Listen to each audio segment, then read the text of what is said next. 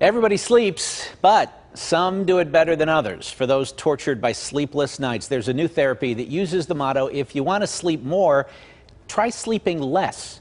Heather Abraham explains. Whenever I'd go to bed, I would stare and I'd be like, all right, if I go to bed now, I've got 8 hours. And then an hour goes by, and then it's like, okay, now I only have 7 hours, and then it's 6 hours, and then it's the morning. That was the unhappy and unhealthy way 20-year-old Megan Grant slept or tried to sleep at night. I would just sort of lay in my bed trying to sleep. Dr. Matthew Lorber suggested a new therapy that had Megan getting up and out of bed if she was lying awake for more than 30 minutes.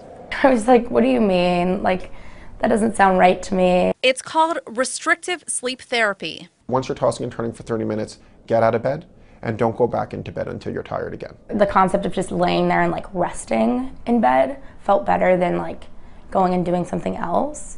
So I was very like reluctant at first. But she liked the idea of drug-free therapy, even as Dr. Lorber prepared her for the discipline the process required.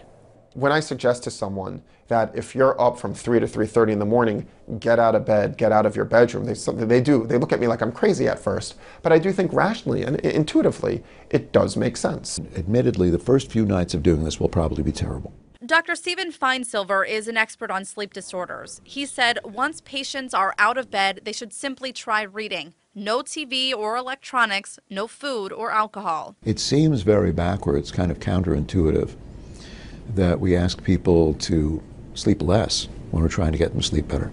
The idea is to quiet the mind, staying calm as they wait to get tired again. Dr. Feinsilver added it can take several weeks to relearn how to sleep.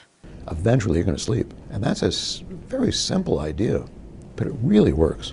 It works very neatly. Every night I'm like, I love going to bed. Like, it's like the greatest feeling. I get in my bed and I'm like cozy and like ready to go. It makes such like a world of a difference. Heather Abraham, KDKA-TV News.